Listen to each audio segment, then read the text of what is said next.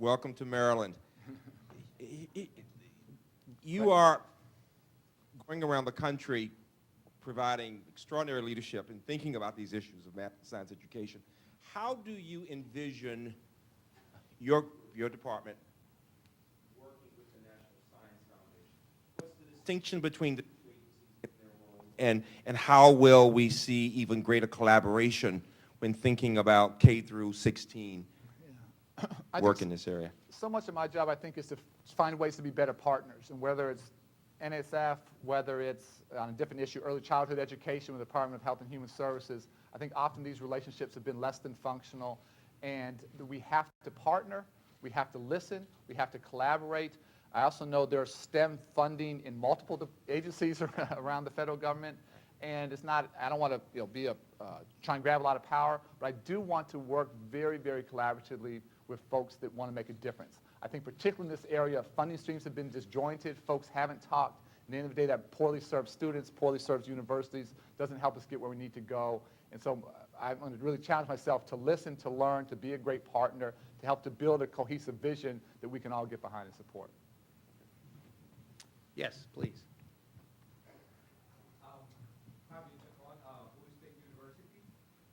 Through what programs will come the funds for renovation of institution buildings and labs and technology and all that? Yeah, that money's already starting to go out to states now, and again, we have over $100 billion in the Investment Act for education, and significant resources can go into capital programs, to renovation and rehab. So that money's already flowing out to states, and school districts, universities, colleges have access to that. We have two questions over here, so they need a microphone, but while Tom McMillan had his hand up, and talk about your vision for expanding the school year and expanding, how much kids go to school.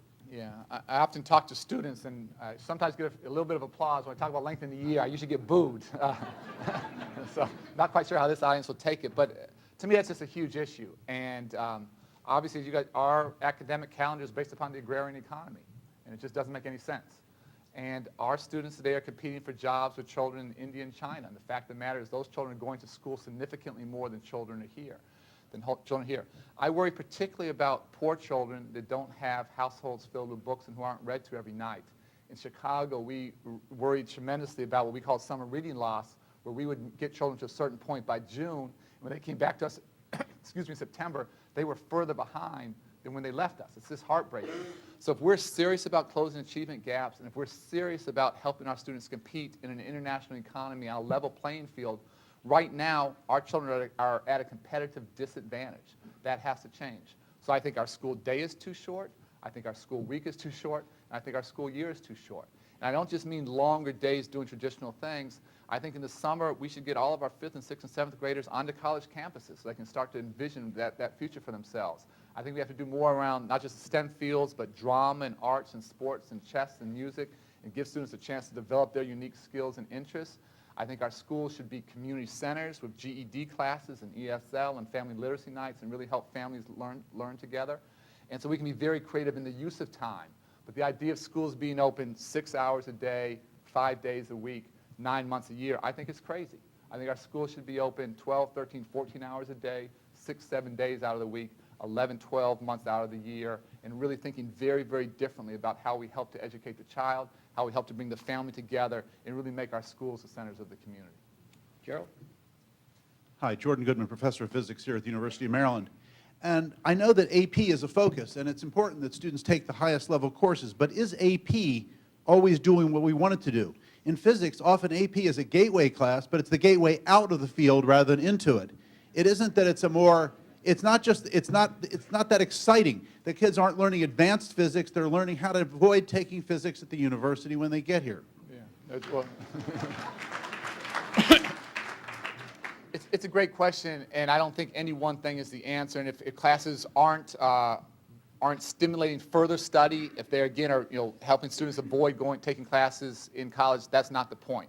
So having said that, we need to improve those. We need to improve the content and the quality of those classes.